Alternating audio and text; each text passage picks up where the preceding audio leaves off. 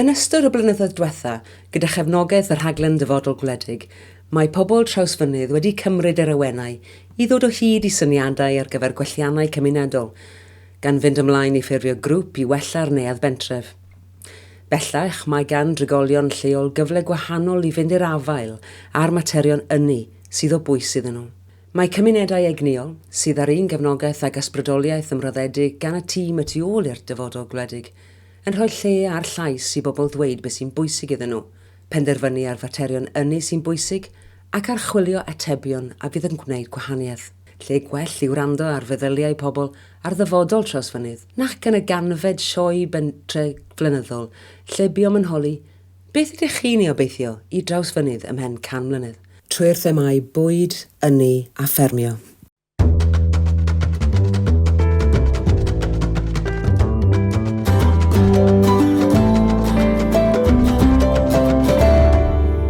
Oedd Trawsfynydd dal i fynd, mae yna bobl chlen yma, bobl gorau'r byd yma. Wedyn mae Trawsfynydd trwy'r olwyddo, trwy bob anhawster a cledwch. Mae pawb yn sy'n efo'i gilydd yma, so mae yna ddyfodol i'r lle. Gobeithio mewn 100 mlynedd ymlaen gweld cymuned gryf fel sgennym ni yma. Pwy bynnag ganrif ydych chi'n sôn amdani. Felly mae amaethyddiaeth yn gryf yma, ac hynny sydd wedi barhau, swn i'n dweud. Mewn 100 mlynedd, bobl bach, wedi gobeithio. Does am lawar iawn o newid wedi bod yma. Dwi'n gobeithio fydd Cymru Cymraeg dal ar y ffermydd yma, ynde? Dwi'n gobeithio fydd y bentra yn dal yn gymuned glos fel mae ar hyn o bryd. Bethau'n lot mwy autonomaidd bydd, lot llai o gwaith llafur, efo llaw, dwi'n meddwl bod mwy o robot yn ei bethau, so hwnna'n neud sens. Yn Trawsfynydd yn enwedig, mae yna gymuned glos yma, ers pan o'n i'n hoga fach, ac hyd heddiw mae dal rhy fath. Mae yna gymuned Cymreictod da yma, a gymuned cefn gwlad amaethyddol. Dwi'n gobeithio fydd hi'n fwy, fydd yna fwy o'r ifanc cymryd drosodd, a mae yna ddiddordeb mawr yn y sioe, a mae'n dod ar y gymuned i gyd at ei gilydd. Tebyg eisiau yma rwan? Ie, dwi'n gweld o newid. Dwi'n di newid llawer. Yn diweddar, dwi'n wir na. Cymuned glos. Cymuned glos da yma, so gobeithio ni di aros rhy dda. Fel ardal amaethyddol lle mae'r sioe'n bwysig iawn. Dwi'n gobeithio bydd mwy o dealltwriaeth bod amaeth a ffarmio yn hanfodol i cefn gwlad ac i bwyd y wlad. Yr elfen amaethyddol, so dathlu ac cefnogi'r byd amaeth. Mae'n dathlu hyn, da ni'n gallu cynhyrchu, mae'n dathlu yn hanafeiliad ni. Mwy na hynny, mae'n eisiau cymaint o hwyl, yn dod. Byddwn ni'n meddwl ni fita, wedi gobeithio fydd cig oen Trawsfynydd ar yr fwydlen beth bynnag yn de. Bwyd da ni'n cynhyrchu ar y tiroedd fan hyn, mae gennym ni ffermydd hynod dda, ond mae gennym ni ffermydd enwog o gwmpas y tiroedd yma. Digon o gynhyrchiol, jyst y fath o beth gennym ni yma'n barod, gobeithio. Cig oen. Yn bendant efo mint sos.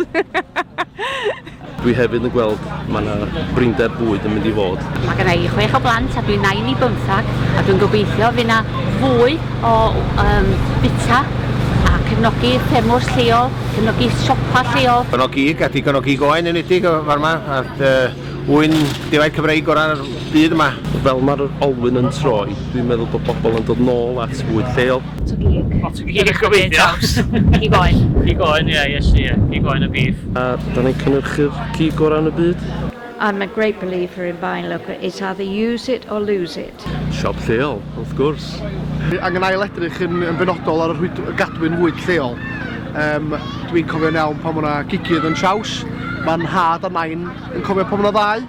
Ac oedd yn nhaid yn cofio pan o'na ddau ladddu yn Traws ynddo. Mwy o beth o'n hynna'n ynddo. Ie, yn iach.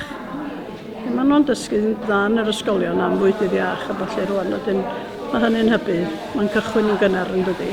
Mae'n y sôn newid i beth oedd y bugs, ond dwi'n weld yn fysw i beth yn bit o bugs. Bit o slwysio gobeithio yn rhyw couple of years wan. I gadw ansawdd bywyd, da ni angen trydan.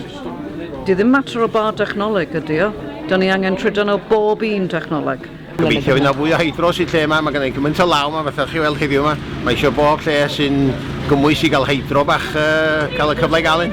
So dwi'n meddwl y ffordd ymlaen di hydro i fel honest. Dwi'n meddwl yn wedig oedd yn ardal yma, so da ni wedi cael dipyn o glaw wedi o'n dangos na dwi'n meddwl na hydro di ffordd ymlaen. Mae'n bendant mae pethau'n datblygu fwy yr ochr solar panels a melynon gwynt a falle. Ia, mae hynny'n bendant yn rhywbeth ella ddaw yn y dyfodol agos. Swn ni'n hoffi bod ni'n defnyddio mwy ar y ddŵr, ar y gwynt, a'r pethau naturiol. Dwi'n gant yn ôl yn ei gwir. Da ni'n cynhyrchu trydan ar y ffarm hydro. A da ni angen trydan sy'n ffwrddiadwy i'n cymunedau ni.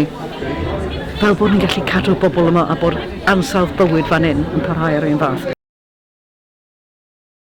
I wonder about how this lovely community and area will survive, how farming will survive. Cymuned amaethyddol yn bwysig dros ben yn Trawfynydd wedi bod erioed. Ffermio ydy'r calon traws. Os gyda nhw'n mond dewis o difau Cymreig ac oes ar y tiroedd sydd yn ei fan hyn. So, jyst gobeithio fydd y diwydiant cig dal i fynd yn iawn. My grandfather left this world in a much better place. He'd been through 2 world wars.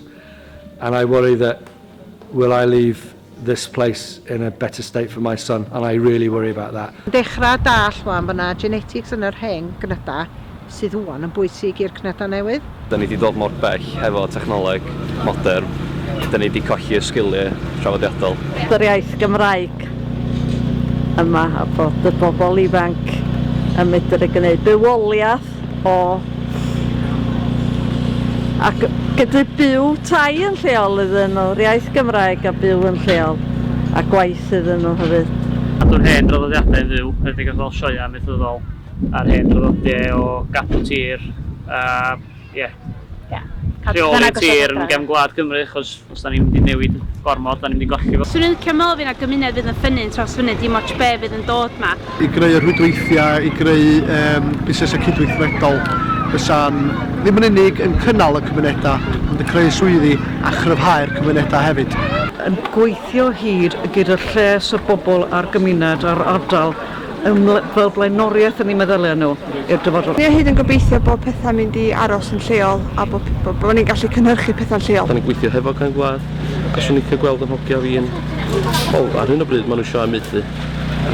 Just y dyfodol yn cyfle i mwynhau fatha fi na. Mae ansawdd yn bywyd yn ei fan hyn yn dda, achos mae gen ni cymunedau sy'n edrych ar ôl yn gilydd. Chi'n gobeithio aros yn yr ardal? Dyn ni wedi cael diwrnod da ddo Eri. Yn ystod Iban. Wel, dwi'n gobeithio fy sioe traws dal i mynd ymlaen y canmlynedd nesa.